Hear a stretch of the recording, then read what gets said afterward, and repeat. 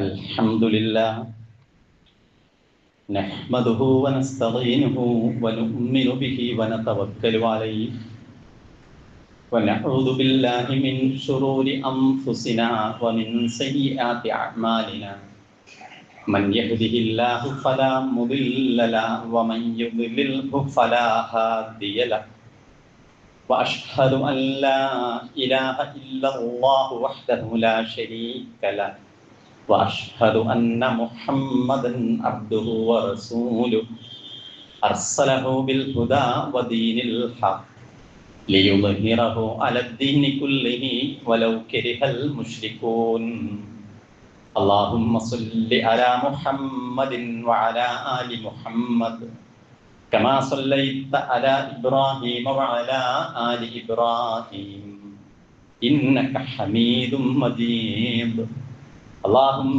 بارك على محمد وعلى آل محمد كما باركت على إبراهيم وعلى آل إبراهيم إنك حميد مجيد أما بعد فإن خير الكلام كلام الله وخير الهدي هدي محمد صلى الله عليه وسلم وشر الأمور محدثاتها وكل محدثة بدعة وكل بدعة ضلالة أعوذ بالله السميع العليم من الشيطان الرجيم يا أيها الذين آمنوا اتقوا الله حق تقاته ولا تموتن إلا وأنتم مسلمون بسم الله الرحمن الرحيم يا أيها الناس اعبدوا ربكم الذي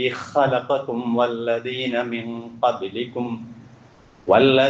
من قبلكم لعلكم تتقون الذي جعل لكم الأرض فراشا والسماء بناء وأنزل من السماء ماء فأخرج به من الثمرات رزقا لكم فلا تجعلوا لله أندادا وأنتم تعلمون صدق الله العظيم لا حول ولا قوة إلا بالله. ബഹുമാന്യരായ സത്യവിശ്വാസികളെ വിശ്വാസിനികളെ, നമ്മെയും ഈ പ്രപഞ്ചത്തിലെ മുഴുവൻ ചരാചരങ്ങളെയും സൃഷ്ടിക്കുകയും സംരക്ഷിച്ചു കൊണ്ടിരിക്കുകയും ചെയ്യുന്ന റബ്ബുൽ ആലമീനായ പടച്ച തമ്പുരാന്റെ എല്ലാ നിയമങ്ങളും കൽപ്പനകളും ജീവിതത്തിൽ അനുസരിക്കണമെന്നും അള്ളാഹു വിരോധിച്ച കാര്യങ്ങളെ പൂർണ്ണമായും അകറ്റി നിർത്തണമെന്നും ആദ്യമായി ഓർമ്മപ്പെടുത്തുകയാണ്, വസിയത്ത് ചെയ്യുകയാണ്. അള്ളാഹുവിലേക്ക് ഏത് നിമിഷവും തിരിച്ചു പോകേണ്ടവരാണ് നമ്മൾ എന്ന ചിന്ത, അതിനനുസരിച്ച് നമ്മുടെ പ്രവർത്തനങ്ങൾ ക്രമീകരിക്കണമെന്ന ഒരു ബോധം, അത് നാം നിലനിർത്താൻ ശ്രമിക്കുക. റബ്ബ് അനുഗ്രഹിക്കുമാറാവട്ടെ.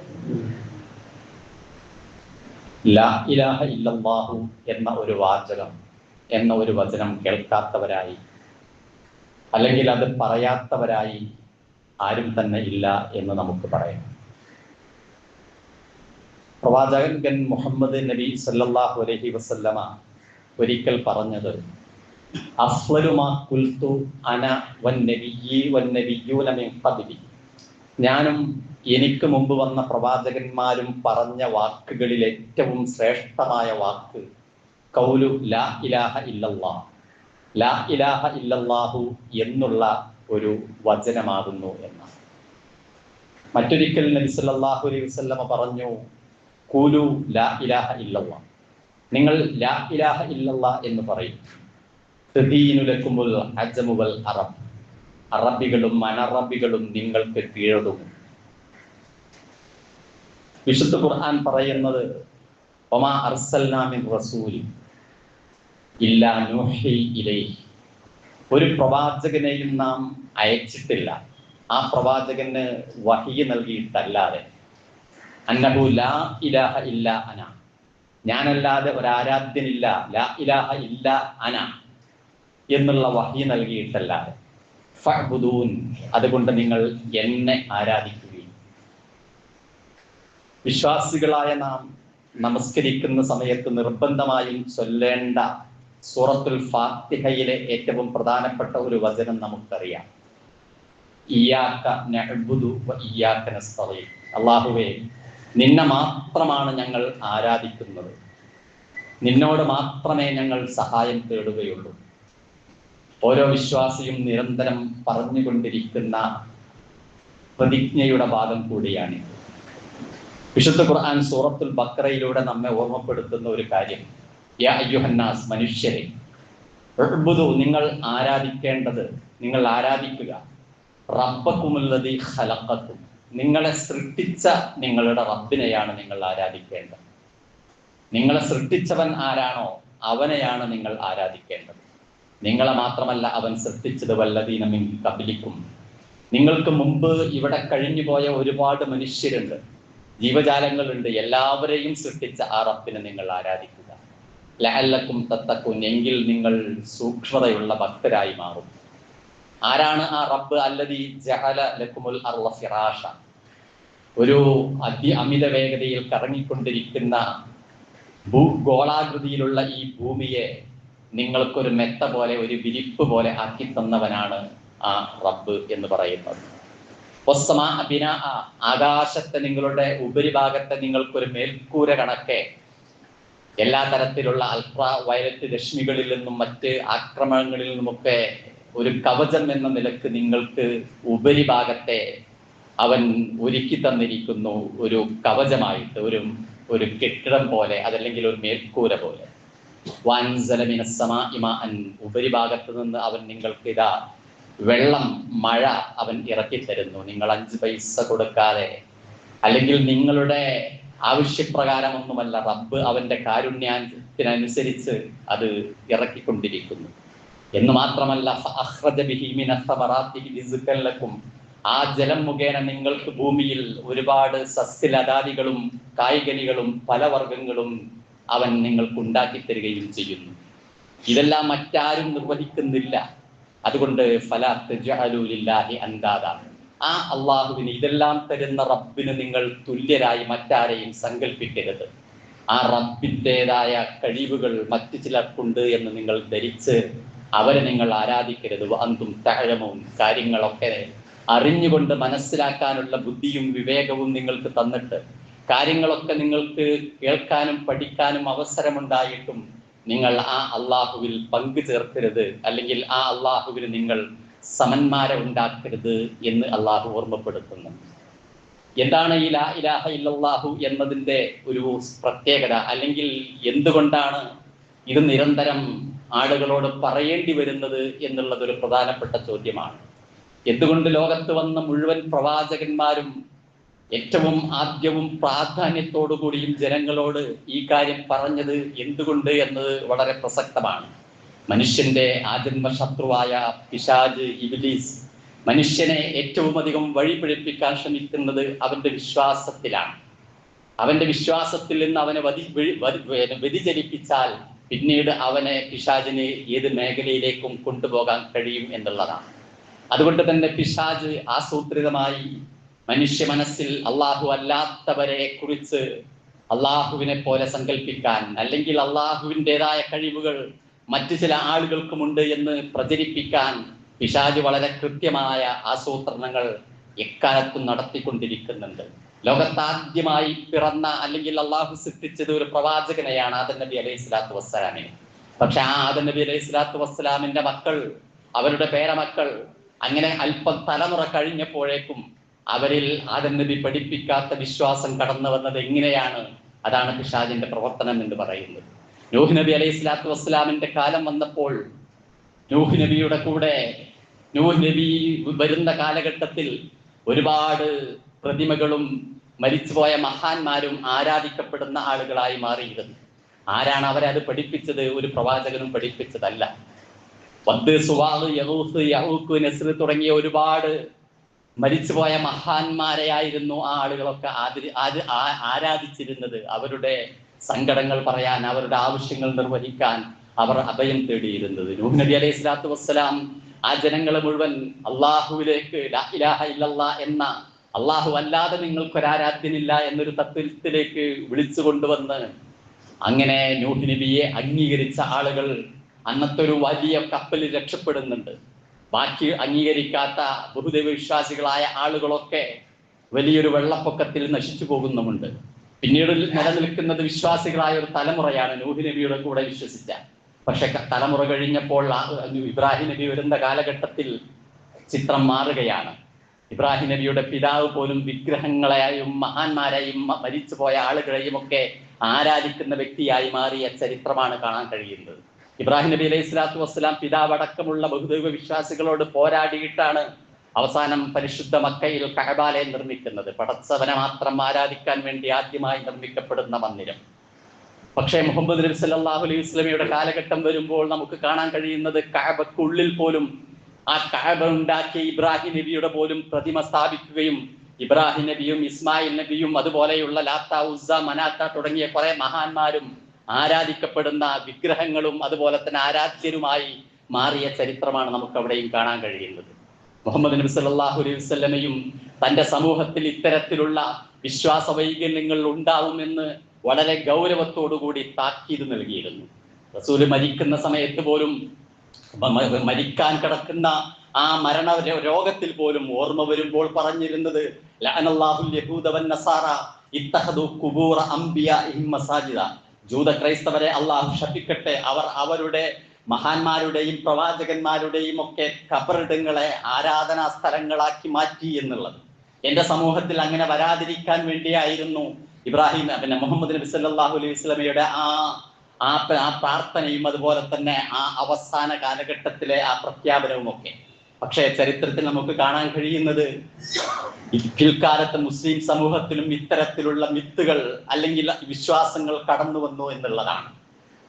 പല മക്ബറകളും പല ഖബറുകളും ആരാധിക്കപ്പെടുന്നിടത്തേക്ക് അല്ലെങ്കിൽ അത് ബഹുമാനത്തിനപ്പുറം ആരാധിക്കപ്പെടുന്നതായി മാറി. ആ സ്ഥലങ്ങൾ സന്ദർശിച്ചാൽ അല്ലെങ്കിൽ അവിടെ ചെന്നാൽ തങ്ങളുടെ രോഗങ്ങൾ മുഴുവൻ മാറുമെന്ന് വിശ്വസിക്കുന്നു, തങ്ങളുടെ ആഗ്രഹങ്ങൾ സഫലീകരിക്കുമെന്ന് വിശ്വസിക്കുന്നു. തങ്ങൾക്ക് സന്താന ലബ്ധിയില്ലാത്ത ആളുകൾക്ക് ഇന്ന ജാറങ്ങളിൽ, ശവകുടീരങ്ങളിൽ, മക്ബറകളിൽ ചെന്ന് അവിടെ എന്തെങ്കിലുമൊക്കെ സംഭാവന നൽകി അല്ലെങ്കിൽ അവിടെ എന്തെങ്കിലുമൊക്കെ കാണിക്ക അർപ്പിച്ച് തിരിച്ചു പോന്നാൽ അത് ലഭിക്കുമെന്ന് വിശ്വസിക്കുന്നു. ആര് പഠിപ്പിച്ചതാണ് ഇത് എന്ന ചോദ്യത്തിന് അവിടെയാണ് പിശാചിന്റെ പ്രവർത്തനങ്ങൾ എന്ന് നാം തിരിച്ചറിയേണ്ടത്. അള്ളാഹുവിന്റെ റസൂല് മുന്നറിയിപ്പ് നൽകിയ കാര്യങ്ങളിലേക്ക് സമൂഹവും എത്തിപ്പെട്ടു എന്നുള്ളതാണ്. പിൽക്കാലത്ത് എല്ലാ പ്രവാചകന്മാരുടെയും കാലശേഷം ഉണ്ടായതുപോലെ തന്നെ ആളുകൾക്ക് വിളിച്ചു പ്രാർത്ഥിക്കാൻ ഒരുപാട് ശക്തികൾ ഈ സമൂഹത്തിലും ഉണ്ടായി എന്നുള്ളത് ഇന്ന് നാം കണ്ടുകൊണ്ടിരിക്കുന്നു. പല മരിച്ചുപോയ മഹാന്മാരെയും കുറിച്ച് സമൂഹത്തിലെ പല ആളുകളും വിശ്വസിക്കുന്നത് അവർക്ക് തങ്ങളെ അഭൗതികമായി സഹായിക്കാൻ കഴിയുമെന്നാണ്. എപ്പോഴും നാം കേട്ടുകൊണ്ടിരിക്കുന്ന ചില വിളികളും പ്രാർത്ഥനകളും ഉണ്ടല്ലോ. അള്ളാഹുവെ എന്ന് വിളിക്കേണ്ടതിന് പകരം ബദരീങ്ങളെ എന്ന് വിളിക്കുന്ന ആളുകളെ ഇന്നും നാം കാണാൻ കഴിയുന്നുണ്ട്. അപ്പൊ കഴിഞ്ഞ ദിവസം ഒരു കുട്ടിയെ പട്ടി കടിച്ച് വന്ന് ആ കുട്ടി ഓടുന്ന സമയത്ത് ഉമ്മ ആ കുട്ടിയെ വിളിക്കുന്നത് ബദരീങ്ങളെ എന്ന് വിളിച്ചിട്ടാണ് ആ സംഭവത്തോട് പ്രതികരിക്കുന്നത്. അഥവാ ബദരീങ്ങളാണ് ആ കുട്ടിയെ നായയുടെ ആക്രമത്തിൽ നിന്ന് സംരക്ഷിക്കേണ്ടത് എന്നാണ് നമ്മുടെ പല ഉമ്മമാരും ഇന്നും വിശ്വസിക്കുന്നത്. റബ്ബേ അള്ളാഹുവെ നീ കാക്കണേ എന്ന് പറയേണ്ടതിന് പകരം എങ്ങനെയാണ് ബദരീങ്ങളെ എന്റെ കുട്ടിയെ നായ കടിക്കുന്നതിൽ നിന്ന് രക്ഷപ്പെടുത്തുക എന്ന് ഒരു സ്ത്രീക്ക് പറയാൻ കഴിയുന്നത്? അവിടെയാണ് വിശ്വാസത്തിന്റെ ആ വ്യതിയാനം എന്ന് നാം മനസ്സിലാക്കേണ്ടത്. അള്ളാഹുവെ എന്ന് വിളിക്കേണ്ടതിന് പകരം അള്ളാഹു അല്ലാത്ത പലരെയും വിളിച്ച് പ്രാർത്ഥിക്കുന്നതിലേക്ക് ഈ സമൂഹം എത്തിപ്പെടുന്നത് എങ്ങനെയാണ് എന്ന് നാം തിരിച്ചറിയേണ്ടതുണ്ട്. ബദരീങ്ങളെ കാക്കണേ എന്ന് നാം പലപ്പോഴും കേൾക്കുന്ന ചില വാക്കുകളാണ്. ഇപ്പോഴും നമ്മുടെയൊക്കെ വീടുകളിലെ പഴയ തലമുറയിൽ നിന്ന് ഇപ്പോഴും കേൾക്കുന്നതാണ്. ആരാണ് ബദരീങ്ങൾ എന്ന് നമുക്കറിയാം. ബദറിൽ മുശ്രിക്കുകളോട് പോരാടി രക്തസാക്ഷികളായ 313 സഹാബികളെയാണ് ബദരീങ്ങൾ എന്ന് പറയുന്നത്. ഈ ബദരീങ്ങളാണോ നമുക്കൊരാപത്ത് വരുന്ന സമയത്ത് നമ്മെ സഹായിക്കേണ്ടത്? അതല്ല നമ്മുടെ റബ്ബാണ്? വളരെ പ്രസക്തമായ ചോദ്യമാണ്. മഹാനായ മുഹ്യിദ്ദീൻ ഷെയ്ഖിനെ കുറിച്ച്, ഇഫായി ഷെയ്ഖിനെ കുറിച്ച് അവർ അവരുടെ ജീവിതകാലത്ത് ദീനിനു വേണ്ടി അഹോരാത്രം പരിശ്രമിച്ച വലിയ പണ്ഡിതന്മാരായിരുന്നു. പക്ഷേ അവർ മരണപ്പെട്ടപ്പോൾ അവരുടെ പേരിൽ ഉള്ളതും ഇല്ലാത്തതുമായ ഒരുപാട് കഥകൾ മെനഞ്ഞുണ്ടാക്കി. എന്നിട്ട് അവർക്ക് അമാനുഷികത നൽകി. അവർ പടച്ചവന്റെ സ്ഥാനത്ത് നിൽക്കുന്നവരാണ്.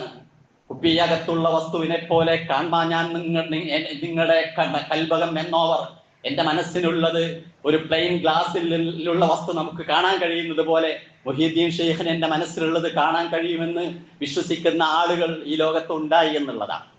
പ്രവാചകൻ സല്ലല്ലാഹു അലൈഹി വസല്ലമയോട് പോലും നേരിട്ട് പ്രാർത്ഥിക്കുന്ന ആളുകൾ ഉണ്ടായി എന്നുള്ളതാണ്. അത് ഇന്ന് മാത്രമല്ല, ഇപ്പോൾ തന്നെ നമ്മുടെ നാട്ടിൽ അടുത്ത കാലത്ത് മരണപ്പെട്ടു പോയ കോഴിക്കോട് മടവൂർ എന്ന് പറയുന്ന സ്ഥലത്ത് ജീവിച്ചിരുന്ന CM അബ്ദുൽ ഖാദർ മുസ്ലിയർ എന്ന് പറയുന്ന ഒരു പണ്ഡിതൻ, അദ്ദേഹത്തിന്റെ ജീവിതത്തിന്റെ അവസാന കാലങ്ങളിൽ അദ്ദേഹത്തിന് അല്പം സമനില തെറ്റി അദ്ദേഹം കുറെ കാലം ജീവിച്ചിരുന്നു. പക്ഷെ അദ്ദേഹം മരണപ്പെട്ടപ്പോൾ ഇപ്പോൾ ചില ആളുകൾ അദ്ദേഹത്തെ കാണുന്നത്, പച്ചയായി പ്രചരിപ്പിക്കുന്നത്, ഒരുപാട് വീഡിയോകളിൽ നാം കേട്ടുകൊണ്ടിരിക്കുന്നത് പടച്ചവനേക്കാൾ വലിയ വ്യക്തിത്വമായിട്ടാണ്. ട്രെയിനുകൾ നിയന്ത്രിക്കുന്ന, വയനാട് ചുരത്തിലെ വാഹനങ്ങൾ നിയന്ത്രിക്കുന്ന, ഫ്ലൈറ്റുകൾ വരെ നിയന്ത്രിക്കുന്ന വ്യക്തിത്വമാണ്, ഇടപെടലുകൾ നടത്തുന്നു എന്നാണ്. CM ഔലിയ അറിയാതെ പല കാര്യങ്ങളും പടച്ചവൻ പോലും തീരുമാനിക്കില്ല എന്ന് വരെ പ്രസംഗിക്കുന്ന കഥകളാണ് നാം കേട്ടുകൊണ്ടിരിക്കുന്നത്. എവിടെയാണ് ലാ ഇലാഹ ഇല്ലല്ലാഹ്, അല്ലാഹു അല്ലാതെ ഒരു ആരാധ്യനില്ല എന്ന് വിശ്വസിക്കുന്ന ഒരു മുസ്ലിമിനെ സംബന്ധിച്ചിടത്തോളം എങ്ങനെയാണ് ഇത്തരത്തിലുള്ള വിശ്വാസങ്ങളിലേക്ക് ഒരു വ്യക്തിക്ക് പോകാൻ കഴിയുക എന്നുള്ളത് വളരെ ഗൗരവത്തിൽ നാം ആലോചിക്കേണ്ടതാണ്. മറഞ്ഞ കാര്യങ്ങൾ അള്ളാഹു അല്ലാത്ത ഒരാൾക്ക് അറിയണമെങ്കിൽ അത് അള്ളാഹു അറിയിച്ചു കൊടുക്കണം. അള്ളാഹു അറിയിച്ചു കൊടുക്കുന്നത് നബിമാർക്കാണ് വഹി മുഖേന ചില കാര്യങ്ങൾ അള്ളാഹു അറിയിച്ചാൽ മാത്രം അറിയുന്നത്. അവർക്കും സ്വതന്ത്രമായി മറഞ്ഞ കാര്യങ്ങൾ അറിയാൻ കഴിയില്ല. അത് വിശുദ്ധ ഖുർആൻ ഒരുപാട് സ്ഥലങ്ങളിൽ പറഞ്ഞതാണ്. യാക്കൂബ് നബിക്ക് സ്വന്തം മകനെ നഷ്ടപ്പെട്ടിട്ട് ആ മകന്റെ പേരിൽ കണ്ണീര് കുടിച്ച പ്രവാചകനാണ്. എൻ്റെ മകൻ എൻ്റെ മുന്നിൽ നിന്ന് പോയാലും നാളെ ഈജിപ്തിന്റെ മന്ത്രിയായി തിരിച്ചു വരുന്ന ആളാണ് എന്ന് യാക്കൂബ് നബിക്ക് അറിയാമായിരുന്നുവെങ്കിൽ യാക്കൂബ് നബിക്ക് സങ്കടമുണ്ടാകുമായിരുന്നില്ല, പ്രതീക്ഷയോടുകൂടി കാത്തിരിക്കുമായിരുന്നു. അങ്ങനെയല്ലല്ലോ. ഒരുപാട് സംഭവങ്ങൾ. ഇബ്രാഹിം നബി അലൈഹി സ്വലാത്തു വസ്സലാമിന്റെ അടുത്തേക്ക് തനിക്ക് കുട്ടി ഉണ്ടാകാൻ പോകുന്നു എന്ന സന്തോഷ വാർത്ത അറിയിക്കാൻ അള്ളാഹു പറഞ്ഞയച്ചത് 3 കുട്ടികളുടെ രൂപത്തിലാണ് മലക്കുകളെ. 3 വിരുന്നുകാർ വരികയാണ് വീട്ടിലേക്ക്. വിരുന്നുകാർ വരുമ്പോൾ അവരെ സൽക്കരിക്കണ്ടേ? ഒരു മൃഗത്തേക്ക്, ആടിനെയൊക്കെ അറുത്ത് നല്ല സദ്യ ഉണ്ടാക്കി അവരെ ഭക്ഷണത്തിന് ക്ഷണിക്കുന്നുണ്ട് ഇബ്രാഹിം നബി. അപ്പോഴാണ് അവർ പറയുന്നത് ഞങ്ങൾ മലക്കുകളാണ് എന്നുള്ളത്. ഇബ്രാഹിം നബിക്ക് പോലും തന്റെ മുമ്പിൽ വീട്ടിൽ വന്നത് മലക്കുകളാണ് എന്ന് അറിഞ്ഞിട്ടില്ല, അള്ളാഹ് അറിയിക്കാതെ. ഇതാണ് പ്രവാചകന്മാരുടെ പോലും അദൃശ്യമായ കാര്യങ്ങൾ, മറഞ്ഞ കാര്യങ്ങളെ കുറിച്ച് അറിവ് എന്ന് പറയുന്നത്. എന്നിട്ടാണ് മഹാന്മാരായ ചില പണ്ഡിതന്മാരെ കുറിച്ച്, അല്ലെങ്കിൽ മരിച്ചുപോയ ചില മഹാന്മാരെ കുറിച്ച് അവർക്ക് ലോകത്തുള്ള എല്ലാ കാര്യങ്ങളും അറിയാനുള്ള ഒരു 6ാം കണ്ണുണ്ട് എന്ന് പറഞ്ഞുകൊണ്ട് എല്ലാ മറഞ്ഞ കാര്യങ്ങളും അവർക്കറിയാമെന്ന് സമൂഹത്തിൽ പ്രചരിപ്പിച്ചു കൊണ്ടിരിക്കുന്നത്, വിശ്വസിച്ചു കൊണ്ടിരിക്കുന്നത്. എങ്ങനെയാണ് ഒരു ലാ ഇലാഹ ഇല്ലല്ലാഹ് എന്ന് പറയുന്ന, വിശ്വസിക്കുന്ന അള്ളാഹു അല്ലാതെ ആരാധ്യനില്ല എന്ന് ഉറച്ചു വിശ്വസിക്കുന്ന ഒരു മനുഷ്യന് മറ്റുള്ള പല ആളുകളെയും ഇലാഹുകളായി സ്വീകരിക്കാൻ കഴിയുക? അള്ളാഹുവിനെ പ്രവാചകൻ വന്ന കാലഘട്ടത്തിൽ അള്ളാഹുവിനെ അവർ അംഗീകരിച്ചിരുന്നു. അവരോട് ഖുർആൻ പറയുന്നുണ്ട്, ഈ ആകാശഭൂമികളെ സൃഷ്ടിച്ചത് ആരാണ് എന്ന് അബൂജഹലിനോടും മുത്തുബത്തിനോടൊക്കെ ചോദിച്ച അവർ പറയുന്ന മറുപടി അള്ളയാണ് എന്നാണ്. പക്ഷേ അള്ളാഹുവിനെ മാത്രമേ ആരാധിക്കാൻ പാടുള്ളൂ എന്നിടത്താണ് അവർക്ക് സംശയമുണ്ടായിരുന്നത്. ഇന്ന് നമ്മുടെ റബ്ബാരാണ് ചോദിച്ചാൽ നമ്മൾ അള്ളയാണ് എന്ന് എല്ലാവരും പറയും. പക്ഷെ പ്രയാസമുണ്ടാകുമ്പോൾ റബ്ബിലേക്ക് കൈനീട്ടേണ്ടതിന് പകരം അള്ളാഹു അല്ലാത്ത പലരോടും പ്രാർത്ഥിക്കുന്നിടത്ത് ഇന്നും ഈ സമൂഹത്തിലും നല്ലൊരു ശതമാനം ആളുകൾക്ക് അതിനാണ് മുൻഗണന നൽകുന്നത്. ഖുർആൻ തന്നെ അക്കാര്യം പറയുന്നുണ്ട്. ചില സ്ഥലങ്ങളിൽ ചില ആളുകളുടെ സ്വഭാവത്തെക്കുറിച്ച് അള്ളാഹുവിനെ മാത്രം പറയുമ്പോൾ അവരുടെ നെറ്റി ചൊടിയും. അള്ളാഹു അല്ലാത്തവരോട് കൂടി കൂട്ടി പറയുകയാണെങ്കിൽ അവർക്ക് വലിയ സന്തോഷമാകുമെന്ന്. പക്ഷെ അവിടെ അള്ളാഹ് പറയുന്നുണ്ട്, വലാ തദ്ഉ മഅല്ലാഹി അഹദ, നിങ്ങൾ അള്ളാഹുവിനോട് പ്രാർത്ഥിക്കുന്നത് കൂടെ തന്നെ മറ്റു പലരോടും നിങ്ങൾ പ്രാർത്ഥിക്കുന്ന സ്വഭാവം നിങ്ങൾക്കുണ്ട്. നിങ്ങൾ അത് അരുത്. അള്ളാഹുവിന്റെ കൂടെ നിങ്ങൾ മറ്റൊരാളോടും പ്രാർത്ഥിക്കരുത്. അള്ളാഹു മാത്രമേ മറഞ്ഞ കാര്യങ്ങളും എല്ലാ കാര്യങ്ങളും അറിയുന്നവനുള്ളൂ. ഹുവൽ അവ്വലു വൽ ആഖിർ, അവനാണ് എന്നെന്നുമുള്ളവൻ, അനാദ്യനാണ് അവൻ. അതുകൊണ്ട് ഇന്ന് മനുഷ്യർ ആരാധിച്ചു കൊണ്ടിരിക്കുന്ന, വിളിച്ചു പ്രാർത്ഥിച്ചു കൊണ്ടിരിക്കുന്ന പലരും പിൽക്കാലത്ത് ഉണ്ടായവരാണ്. ഇപ്പൊ വലിയ സമൂഹം യേശുവിനെ, ഈസാ നബിയെ വിളിച്ച് പ്രാർത്ഥിക്കുന്നുണ്ട്. ഈസാ നബി ജനിച്ചിട്ട് 2000 വർഷം കഴിഞ്ഞതേ ഉള്ളൂ. അതിനു മുമ്പുള്ള ആളുകൾ ഇവിടെ ജീവിച്ചിട്ടുണ്ട്. അവർക്ക് പ്രാർത്ഥിക്കേണ്ടിയിരുന്നില്ല. ആരെയാണ് അവർ വിളിച്ച് പ്രാർത്ഥിച്ചത്? ബദരീങ്ങൾ ഈ ലോകത്തോട് ഇവിടെ പറഞ്ഞു പോയിട്ട് 1400 വർഷം കഴിഞ്ഞിട്ടേ ഉള്ളൂ. അതിനു മുമ്പും ഇവിടെ മനുഷ്യരുണ്ട്. അവർക്കുള്ള ആ മനുഷ്യർ പ്രാർത്ഥിച്ചിരുന്നത് ആരെയാണ്? അവരെയാണ്. അതുകൊണ്ടാണ് അല്ലാഹു ലാ ഇലാഹ ഇല്ലാഹുവ, അല്ലാഹു അല്ലാതെ നിങ്ങൾക്കൊരു ആരാധ്യനില്ല. അൽ ഹയ്യ്, അവൻ എന്നെന്നും ജീവിച്ചിരിക്കുന്നവനാണ്. മനുഷ്യർ ആരാധിക്കുന്നാലെ വിളിച്ചു പ്രാർത്ഥിക്കുന്ന ആളുകളൊക്കെ കുറച്ചു കാലം ഇവിടെ ജീവിച്ച് മരണപ്പെട്ടു പോയവരാണ്. ആ മരണപ്പെട്ടു പോയ ആളുകൾ പിന്നീട് നാം പ്രാർത്ഥിക്കുന്ന പ്രാർത്ഥന കേൾക്കാനോ നമ്മുടെ പ്രവർത്തനങ്ങൾ കാണാനോ അറിയാനോ